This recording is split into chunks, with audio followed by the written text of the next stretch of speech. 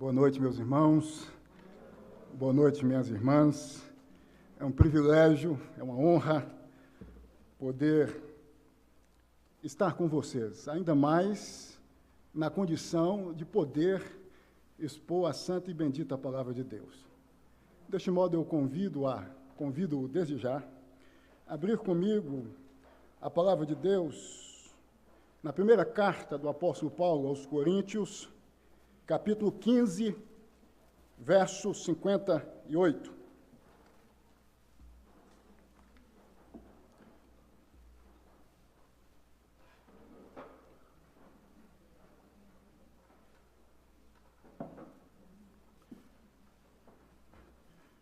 Primeira aos Coríntios, capítulo 15, verso 58.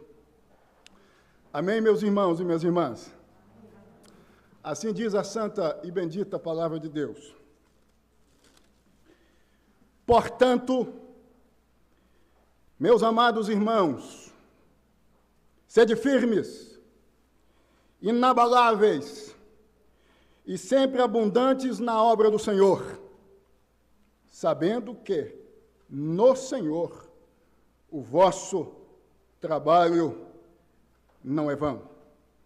O tema que eu resolvi pensar com vocês nesta noite, a partir de então, com base neste texto, é: persistam, não desistam.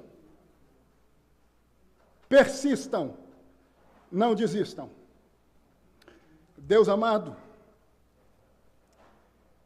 eis-nos aqui mais uma vez, diante do Senhor, desta feita, com o intuito de ouvirmos unicamente a tua santa e bendita voz. Deus, tu sabes o quanto necessitamos ouvir-te. É por esta razão, portanto, que pedimos que tu venhas, em o nome de Jesus, usar-me com poder, com autoridade. Que saia da minha boca palavras de vida eterna. Que saia da minha boca palavras que venham a edificar os irmãos e as irmãs que aqui estão. Deus, nós te pedimos, em o nome de Jesus, usa-me, Senhor. Usa-me, Senhor. Que a minha boca seja a tua boca, em o nome de Jesus. Amém e amém. Persistam, não desistam. Meus irmãos e minhas irmãs, segundo algumas informações, esta igreja está existindo nesta comunidade há 38 anos, na condição de organizada há 17 anos. Deste modo, eu penso que é certo ressaltarmos que são 38 anos de empenho, de esforço,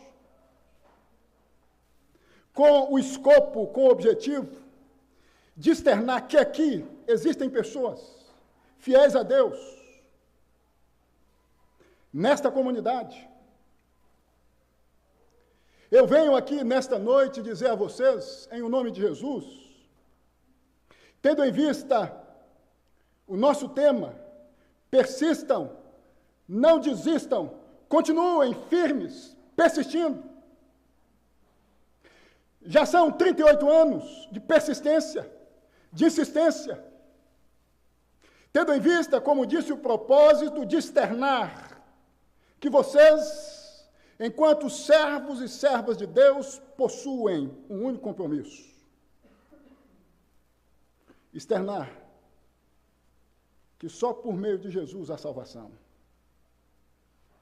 Persistam, não desistam.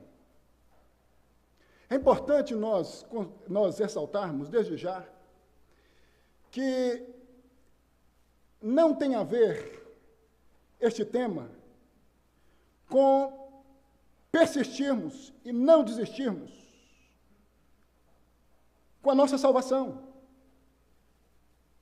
mas com evidenciarmos que somos salvos. Nós não persistimos, nós não desistimos com o propósito de sermos salvos. Nós persistimos, não desistimos porque somos salvos. Afinal de contas, todos nós sabemos que o salvo não deixa de ser salvo.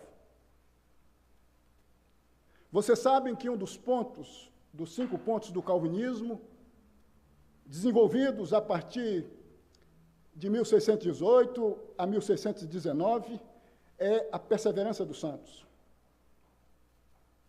O persistir e não desistir tem a ver com perseverarmos. Eu costumo chamar este ponto dos 5 pontos do calvinismo de preservação dos santos. Porque quem é salvo, de fato, de verdade, permanece, persistindo na salvação. Me vem à mente o Salmo 125. Porque no Salmo 125, o salmista destaca que os que confiam no Senhor são como o monte de Sião, inabaláveis, permanecem firmes, irremovíveis, inflexíveis.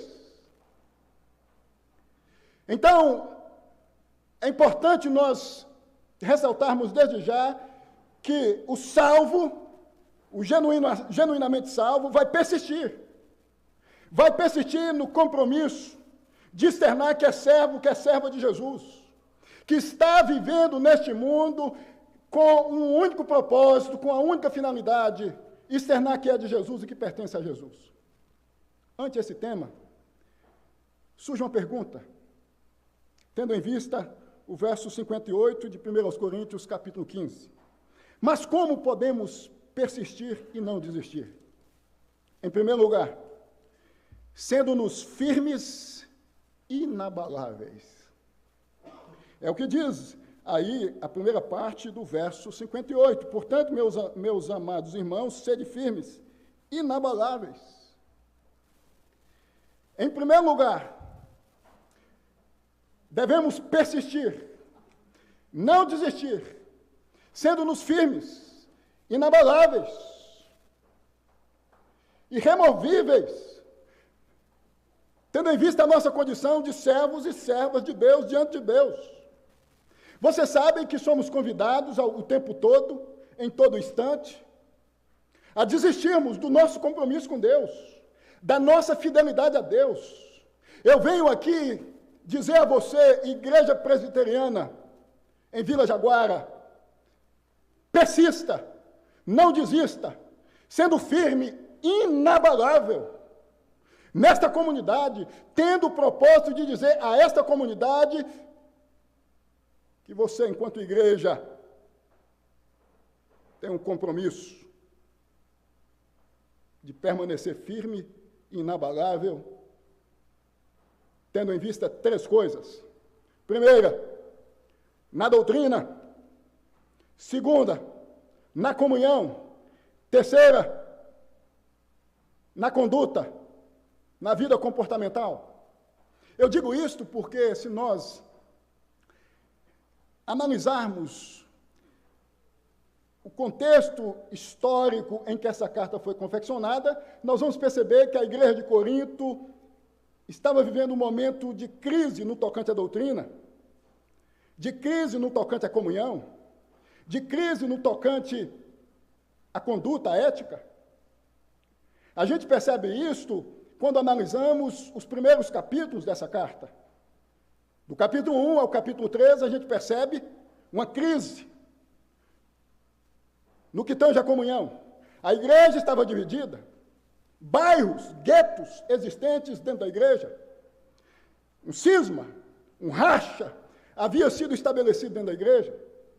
Se nós observarmos os capítulos de 4 em diante, nós vamos perceber uma crise no tocante à doutrina, crise no tocante à comunhão, crise no tocante à doutrina. Vocês sabem que havia, precisamente, o apóstolo Paulo externa isso nos primeiros capítulos, uma paixão, um desejo por ouvir um discurso que viesse a se adequar com a filosofia grega, helênica, que descartava a ideia de Deus ter se encarnado, de Jesus ser definitivamente Deus. Crise doutrinária, crise na comunhão, e crise ética, crise comportamental. Se nós observarmos o capítulo 5, nós vamos perceber que existia um jovem que estava tendo relações sexuais com a esposa do seu pai. Então, tendo em vista essas coisas, nós podemos dizer, trazendo para o nosso contexto, que nós devemos permanecer firmes, inabaláveis, na doutrina, na comunhão e na conduta. Vocês sabem, tendo em vista a questão doutrinária, que a igreja foi convidada, a partir do ano 64, a negar Jesus. Por que não dizer a se tornar serva de Jesus, a cultuar Jesus e também a cultuar os imperadores romanos? Em 64, o insano Nero começa uma perseguição cruel e brutal contra a igreja. Quando mesmo, vocês sabem, acusa a igreja formada por judeus, cristãos, de ter colocado fogo em 12 bairros dos 14 bairros existentes em Roma à época. E a partir desta acusação, começa uma terrível e brutal perseguição. Provavelmente Pedro, morto em 67, Paulo, morto em 68, Pedro, morto crucificado de cabeça para baixo, Paulo, morto decapitado em um dos jardins de Roma. De 64 a 311, perseguição, perseguição, perseguição. A perseguição se encerra em 311 com o Tratado de Tolerância, encabeçado por Galérios. Em 312, você sabe, tem o Edito de Milão, decretado por Constantino. A igreja começa a respirar. Mas de 64 a 311, perseguição, perseguição, morte, mais morte. Alguém já disse que o sangue dos mártires foi a sementeira da igreja. O sangue era derramado, a igreja crescia. Neste contexto, nós temos martírios emblemáticos. Pessoas convidadas a negarem a Jesus, a sã doutrina de que Jesus é Deus e que deviam ser servos unicamente de Jesus, cultuarem unicamente a Jesus, como os martírios de Inácio de Antioquia e Policarpo de Esmirna. Vocês sabem que Inácio de Antioquia viveu do ano 68 ao ano 107 depois de Cristo. Bispo em Antioquia, foi convidado a cultuar ao imperador, à época Trajano,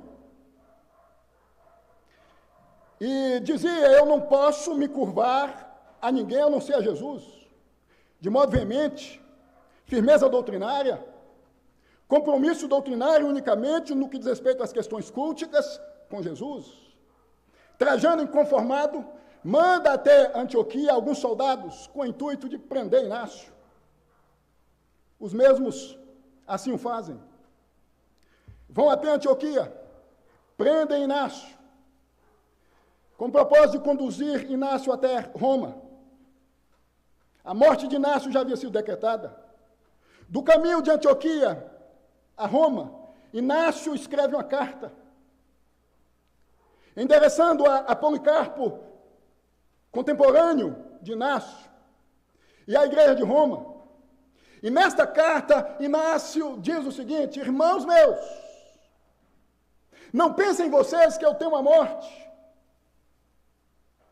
Morrerei, serei posto diante dos leões, Coliseu Romano, como trigo de Deus, moído pelos seus dentes. Porque a finalidade, ou a minha finalidade, é ser apresentado a Cristo como pão puro. Inácio foi morto, sua vida foi ceifada, porque Inácio decidiu a manter-se firme doutrinariamente. Policarpo, em Esmirna, de igual modo convidado a negar adoração única a Jesus, insistentemente dizia como Inácio, eu não abro mão de cultuar e servir unicamente a Jesus. Uma comitiva de soldados foram enviados a Esmirna.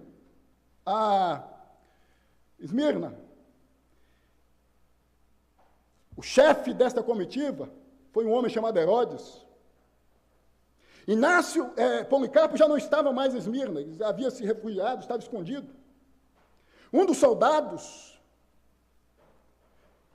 em pesquisa, constata que havia 2 escravos que sabiam onde Policarpo estava. Sob tortura, estes escravos abrem a boca, dizem onde Policarpo estava. Herodes, então, ciente de onde Policarpo estava, vai até ao encontro de Policarpo e estabelece uma conversa com Policarpo. E nessa conversa, Herodes dizia, nega Jesus, assuma que você também deve render-se ao imperador. Entenda que César também é divino, é Deus. E Policarpo dizia com muita veemência, com muita contundência, eu não desisto, eu insisto doutrinariamente naquilo que eu entendo ser o objeto único da minha adoração, do meu culto, Jesus Cristo. Herodes, então, depois de uma conversa, decreta a morte de Policarpo. Policarpo é queimado vivo. Firmeza doutrinária. Nós temos exemplos e mais exemplos. Não só estes de irmãos e irmãs, convidados e convidadas a negarem a Jesus, a se desviarem doutrinariamente, que permaneceram firmes doutrinariamente. Irmãos e irmãs, nós vivemos em uma época de tantos desvios doutrinários, de tantos convites a adotarmos doutrinas erradas, equivocadas, mas nós sabemos, enquanto presbiterianos, que subscrevemos uma doutrina. E o meu recado a você, igreja presbiteriana em Vila Jaguara, persista, não desista do que você aprendeu nestes 38 anos de existência nessa comunidade. Mas ainda nós temos que observar que nós devemos ser firmes e inabaláveis na comunhão. A igreja de Corinto vivia uma crise no que diz respeito à comunhão. A igreja estava dividida, vocês sabem disso. Eu já disse aqui, os primeiros capítulos ressaltam exatamente isso. E nós somos convidados, tendo em vista o contexto desta carta, a permanecermos firmes e inabaláveis na comunhão.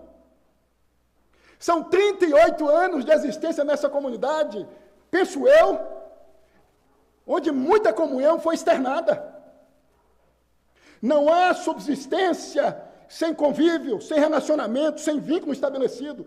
Esta é uma das muitas razões da igreja estar aqui existindo hoje. É óbvio que nós sabemos que é Deus quem faz com que a igreja venha se manter unida, harmônica, no tocante às questões relacionais. Eu penso que vocês sabem que no contexto da Segunda Guerra Mundial, surgiu um homem chamado Dietrich Bonhoeffer, que se insurgiu contra o nazismo. Bonhoeffer, tendo em vista essa questão da comunhão, diante da perseguição encabeçada por Hitler, aos cristãos que haviam decidido a não se sujeitarem ao nazismo, depois de uma experiência enquanto docente em um seminário clandestino, subterrâneo, precisamente em 1938, escreveu uma obra chamada Vida em Comunhão, onde Bonhoeffer dizia o seguinte: a igreja tem o privilégio de se relacionar, de viver em comunhão. Na perseguição, nas escondidas, porque a cabeça de muitos cristãos estava a prêmio. Este homem escreve destacando que é um privilégio nós nos mantermos unidos, firmes, juntos. A igreja é forte quando ela se mantém unida, dizia Bonhoeffer. Irmãos e irmãs, a igreja presbiteriana em Vila Jaguara não vai se tornar mais forte do que já é, se a mesma não continuar sendo harmônica, estabelecendo a comunhão. Bonhoeffer vai dizer ainda que não é vergonhoso dizermos que precisamos uns dos outros. Não é vergonhoso dizermos quando sentimos a falta de um irmão ou de uma irmã entre nós, nos cultos. Vergonhoso. Comunhão. A igreja de Corinto estava rachada e estava dividida. Volto a enfatizar, são 38 anos, mais um aniversário, mais uma festa na agenda desta igreja. Mantenha-se firme na doutrina, mantenha-se firme na comunhão, inabalável, irremovível, é inegociável, de mãos dadas, juntos, unidos. Já diz o adágio popular que unidos somos mais fortes. Mas ainda, é preciso destacarmos que há necessidade de permanecermos firmes e inabaláveis na conduta, na vida comportamental. Isto é, de acordo com a palavra de Deus, de acordo com a vontade de Deus. A igreja de Corinto está vivendo uma crise no tocante à ética, no tocante à conduta. Desvios morais, éticos, terríveis. Nós vivemos em uma época onde o Evangelho de Jesus está na moda. Há muito discurso, mas pouca vida. Pouco compromisso com o Evangelho, com Jesus. Artistas e mais artistas, explicitando publicamente que possuem fé em Jesus, mas quando a gente observa a vida destes, há um descompromisso ético, há um descompromisso comportamental com relação à palavra de Deus. Eu venho aqui, em o nome de Jesus, dizer a esta igreja, a Igreja Presbiteriana em Vila Jaguara, permaneça firme, inabalável na conduta, na vida comportamental, de acordo com a palavra de Deus nesta comunidade. Vocês sabem que no século XVII, no Reino Unido, precisamente na Inglaterra, a igreja anglicana começou a desandar eticamente e também no que diz respeito à questão litúrgica, cultica. Deus, com o propósito de preservar essas questões, faz surgir na Inglaterra um movimento, cognominado de puritano. Homens e mulheres que tinham o compromisso de viverem de acordo com a palavra de Deus. Foi a época em que literaturas voltadas à vida piedade, à vida piedosa, foram confeccionadas. Os puritanos diziam que o eleito de Deus tem duas marcas, a marca da orelha e a marca dos pés. Seguindo o que Jesus disse em João 10, verso 27, ouvem a palavra de Deus e seguem a palavra de Deus. Persistam, não desistam, sendo firmes e inabaláveis na doutrina, na comunhão e na conduta. Mas, em segundo lugar, devemos persistir e não desistir, sendo-nos, de acordo com a sequência do verso 58, abundantes na obra do Senhor, no serviço a Deus, na proclamação do santo e bendito Evangelho de Jesus. E aqui eu faço uma pergunta a você, meu irmão e minha irmã. Você tem o compromisso entre você e Deus de falar para Jesus, de anunciar, de falar de Jesus, de anunciar Jesus às pessoas que fazem parte desta comunidade, circunvizinhas a esta igreja? Você já colocou no seu coração o compromisso de ser abundante na obra do Senhor? Você já colocou no seu coração o desejo de ver esta igreja com 100, 200, 300 pessoas? Entendendo que isso só vai acontecer se você proclamar o Evangelho, porque Deus age na medida em que o Evangelho é proclamado. Como ouvirão se não há quem pregue, diz o apóstolo Paulo. Você é abundante na obra do Senhor, você se dedica à causa do Evangelho, ao reino de Deus, você tem um compromisso firmado, tendo em vista que você é membro dessa igreja, de falar Jesus ao padeiro, ao dono do mercado, ao dono da farmácia, da sua rua, da sua vizinhança. Quantas vezes você falou de Jesus ao seu padeiro, ao dono da farmácia que está próximo da sua casa?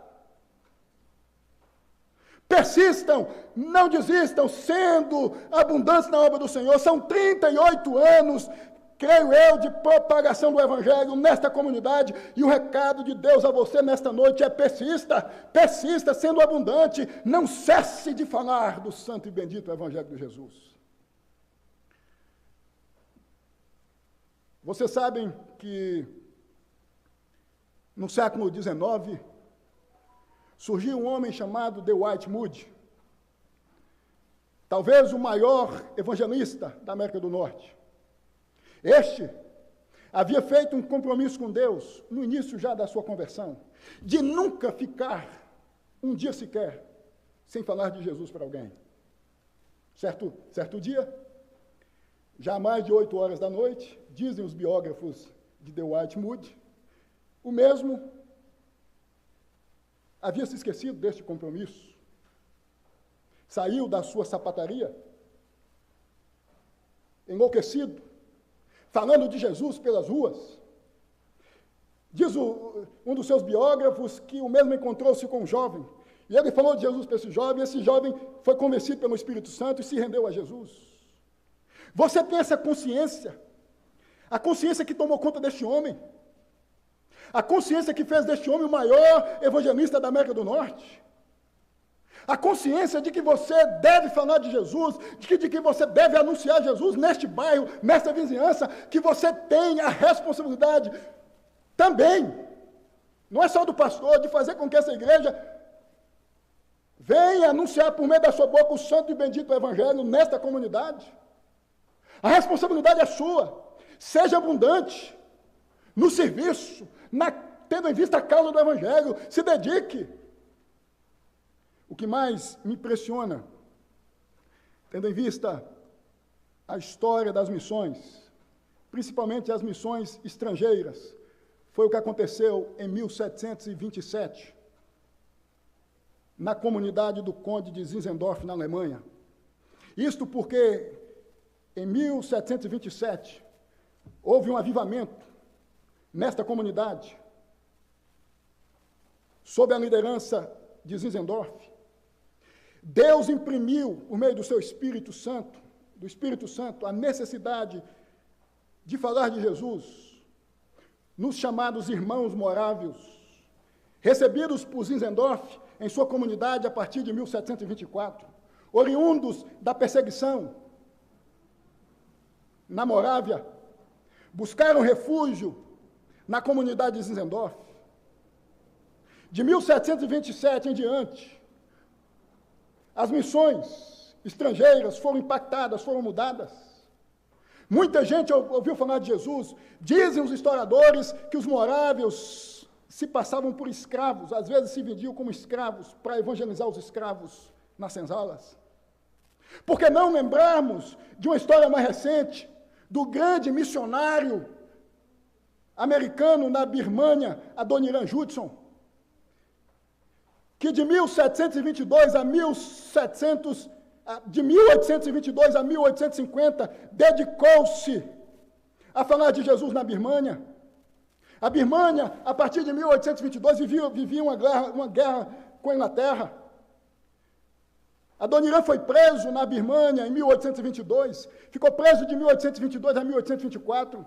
Na prisão, Adoniran passou a traduzir a Bíblia para a língua birmanês.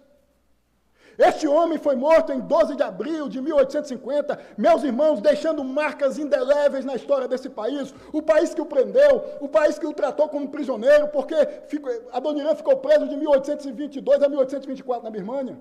Essas histórias refletem o quanto pessoas antes de nós entenderam que havia a necessidade de serem abundantes na obra do Senhor. Não há igreja que venha se desenvolver sem que os seus membros sejam abundantes na obra do Senhor. Você tem falado de Jesus? Você tem se dedicado à causa do Evangelho?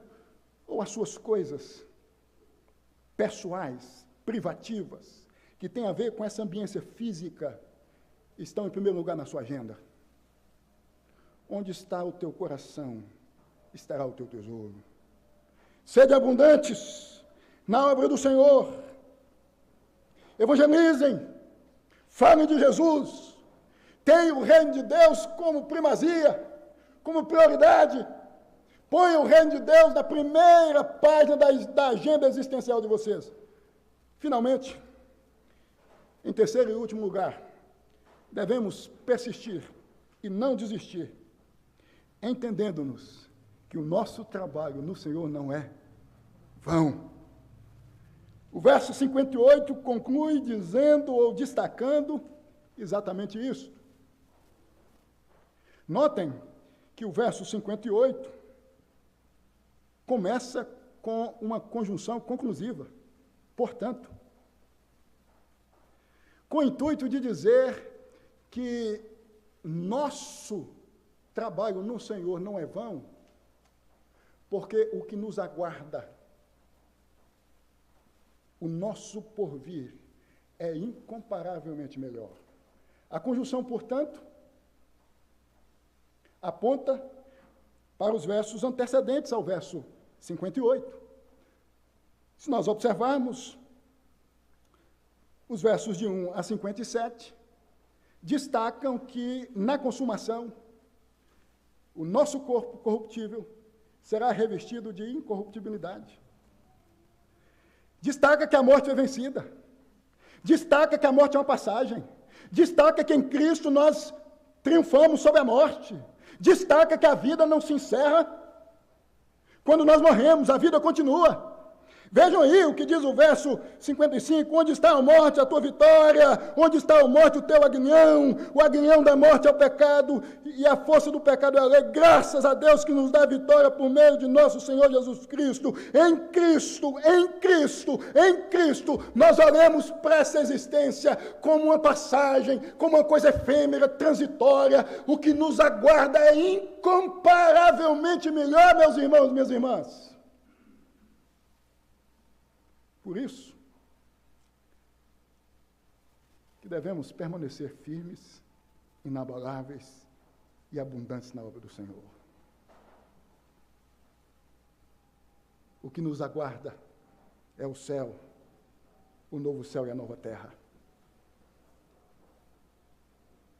Ashbel Gwynne-Simonton, o homem que fundou o presbiterianismo no Brasil, em 12 de agosto de 1859. Ante a morte da sua esposa, Ellen Murdoch, em 1864, vendo-a em um caixão, entristecido, abatido, conseguiu arrancar de si, obviamente, que foi o Espírito Santo que fez isto, a seguinte sentença: Deus não é Deus de mortos, mas de vivos. Ellen está morta, está no caixão. Ellen não vai viver mais nesta existência, mas eu me encontrarei com Ellen no novo céu, na nova terra, no céu. Spurgeon, o grande expositor da palavra de Deus do século XIX, ante ao surto de cólera que abarcou um dos bairros de Londres, voltando de um velório, cabisbaixo, entristecido, avistou na janela de um sapateiro a seguinte inscrição: Deus é quem me sustenta, é quem me socorre na vida. A minha existência não se resume a esta existência. O nosso trabalho não é vão. Inás de Antioquia, Policarpo de Esmirna, e tantos, e Paulo, Pedro, e tantos outros, mortos pela causa do Evangelho, tinham esta convicção: a vida não se restringe a essa, a vida não se limita a esta, a vida que nos aguarda é incomparavelmente melhor. Igreja Presbiteriana em Vila Jaguara, continue marchando, continue caminhando, entendendo que o que aguarda você, ou vocês membros desta igreja, é incomparavelmente melhor. Eu concluo esta mensagem citando a obra do pastor batista John Bunyan, do século XVII, publicada na Inglaterra no ano de 1678, O Peregrino. Porque esta obra ensina que nós, enquanto aqui estivermos, temos que continuar caminhando, resistindo às tentações, dizendo não ao pecado. Somos peregrinos, peregrinas, neste mundo tenebroso. Peregrinamos por sobre os montes. Obviamente que somos guardados, sustentados, mantidos por Deus. Tendo em vista que o nosso destino final, que o que nos aguarda enquanto peregrinos e peregrinas, é o novo céu e a nova terra. Que Deus te abençoe, que Deus te sustente. São 38 anos de existência nesta comunidade. É óbvio que sob a manutenção de Deus, que sob os cuidados de Deus. Que Deus te abençoe em nome de Jesus. Ponha-se de pé. Permita-me, reverendo, fazer.